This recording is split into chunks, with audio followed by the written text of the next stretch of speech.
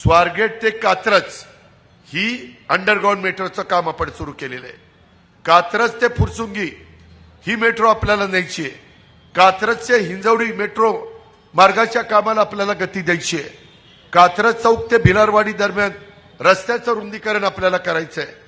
कात्रज चौकातील ही कोंडी कायमस्वरूपी सोडवण्याच्या करता कात्रज कोंढवा रस्ता रुंदीकरण करायचं आहे। मी आता पालकमंत्री आहे, मी विरोधी पक्ष नेता असताना आता पालकमंत्री असताना देखील माझं सर्वात जास्त लक्ष कात्रज कोंढवा रस्त्याकडे आहे, कामावर आहे।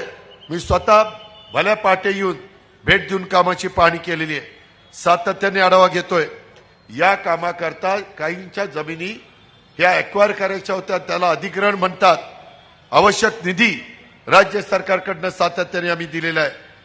मी आमच्या जाहीरनाम्यामध्ये देखील कात्रज कोंढवा रस्ता पूर्ण करण्याचं वचन दिलेलं आहे।